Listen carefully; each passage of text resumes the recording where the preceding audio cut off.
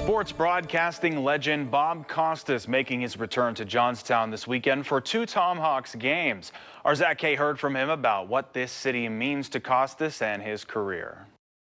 Award-winning broadcaster Bob Costas has close ties to Johnstown. The first professional game he ever called was in this very room here at the War Memorial just over 50 years ago between the Syracuse Blazers and the Johnstown Jets. He stopped back this weekend to reminisce and show his son where he got his start. Bob Costas' voice is behind some of the greatest moments in sports history. He's done play-by-play for multiple World Series and NBA Finals and hosted 7 Super Bowls and 12 Olympic Games. As a senior at the University of Syracuse, he got his first gig calling professional sports as the commentator for the Syracuse Blazers of the North American Hockey League. I had almost no background in hockey. I'd only been to 2 hockey games in person in my life, but the opportunity presented itself, and I went down to the station and gave them a tape of a basketball game I'd done between Syracuse and Rutgers.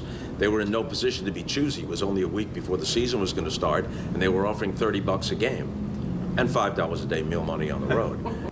It just so happened that his first game in the booth was the Johnstown Jets home opener in 1973.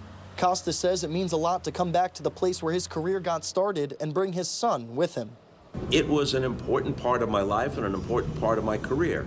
And my son, who now works for the Major League Baseball Network, he has been with me at almost every interesting thing I've done since he was 5 years old. And this is one aspect of my career that he'd heard about, but he'd never directly experienced.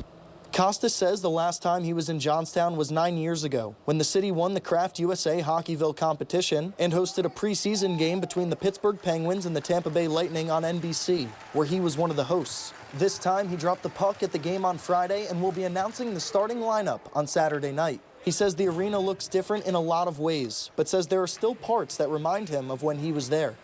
The feeling of the bowl is exactly the same. The capacity is exactly the same. The press box has not been upgraded. The press box is pretty much the same.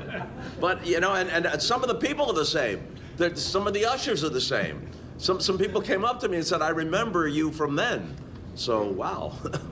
Costas says he's not sure when or if he will be back in the area, but that it holds a special place in his heart.